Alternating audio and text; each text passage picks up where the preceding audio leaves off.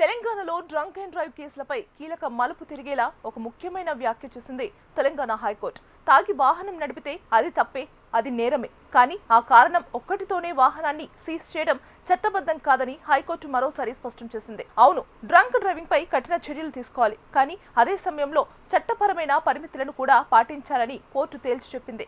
ఇప్పటి వరకు మనం చూస్తున్నది ఏమిటి?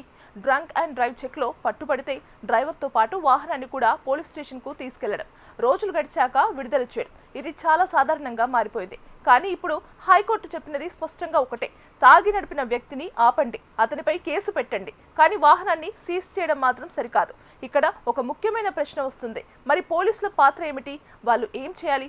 హైకోర్టు చెప్పిన ప్రకారం డ్రైవర్ మద్యం సేవించి ఉంటే అతన్ని వెంటనే డ్రైవ్ చేయకుండా ఆపాలి, ఇది వారి బాధ్యత. అదే సమయంలో వాహనంలో ఇంకొక వ్యక్తి ఉన్నాడా, అతను మద్యం సేవించలేదా అన్నది చూడాలి. ఒకవేళ అలాంటి వ్యక్తి ఉంటే వాహనాన్ని అతనికి అప్పగించాలి. అలాంటి వారు ఎవరు లేకపోతే వాహనాన్ని సురక్షితంగా ఉంచాలి, కానీ అది సీజ్ చేయడం కాదు. తర్వాత డ్రైవర్ కుటుంబ సభ్యులకు లేదా స్నేహితులకు సమాచారం ఇచ్చి వాహనాన్ని అప్పగించాలి.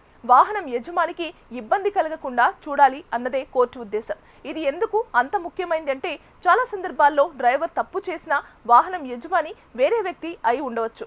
కుటుంబ సభ్యుల వాహనం, స్నేహితుడి వాహనం లేదా కంపెనీ వాహనం అయి ఉండవచ్చు. అటువంటి పరిస్థితుల్లో వాహనాన్ని సీజ్ చేయడం వల్ల నిరపరాధులకి కూడా ఇబ్బంది కలుగుతుంది. హైకోర్టు మరో విషయం కూడా గుర్తు చేసింది. ఇది కొత్త నిర్ణయం కాదు. ఇంతకు ముందే 2021లో కూడా ఇలాంటి మార్గదర్శకాలు ఇచ్చామని, ఇప్పుడు మళ్ళీ అదే విషయాన్ని రిపీట్ చేస్తున్నామని తెలిపింది. అంటే పోలీసులకు ఇది కొత్త విషయం కాదు, కానీ అమలు విషయంలో లోపాలు ఉన్నాయని స్పష్టంగా అర్థమవుతుంది.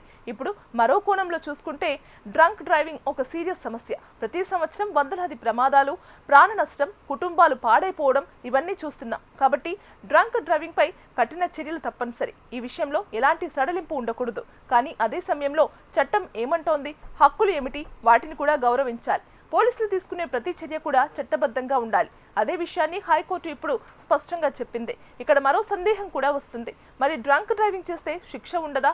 ఖచ్చితంగా ఉంటుంది.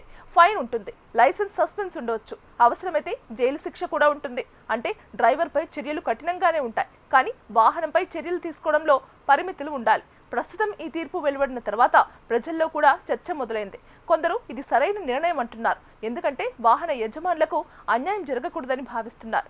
మరికొందరు మాత్రం ఇలా చేస్తే డ్రంక్ డ్రైవ్ నియంత్రణ తగ్గిపోతుందా అని సందేహం వ్యక్తం చేస్తున్నారు. ఇది నిజంగా ఒక బ్యాలెన్స్ చేయాల్సిన విషయం. ఒకవైపు రోడ్డు భద్రత, మరోవైపు వ్యక్తిగత హక్కులు, ఈ రెండింటి మధ్య సమతుల్యం ఉండాలి. అదే ఇప్పుడు హైకోర్టు సూచించిన దారి. ఇకపోతే ఈ తీర్పు తర్వాత పోలీసులు ఎలా స్పందిస్తారు, అమలు ఎలా ఉంటుంది అన్నది కూడా కీలకం. నియమాలు ఉన్నా అవి సరిగ్గా అమలు కాకపోతే ప్రయోజనం ఉండదు. కాబట్టి ఈ మార్గదర్శకాలను ఖచ్చితంగా పాటించాల్సిన అవసరం ఉంది. ప్రజలుగా మన బాధ్యత కూడా అంతే ముఖ్యమైనది. డ్రంక్ డ్రైవింగ్ చేయకూడదు. ఇది మనకే కాదు, ఇతరుల ప్రాణాలకు కూడా ప్రమాదం. ఒక చిన్న తప్పు జీవితాంతం బాధను మిగిల్చే ప్రమాదం ఉంది.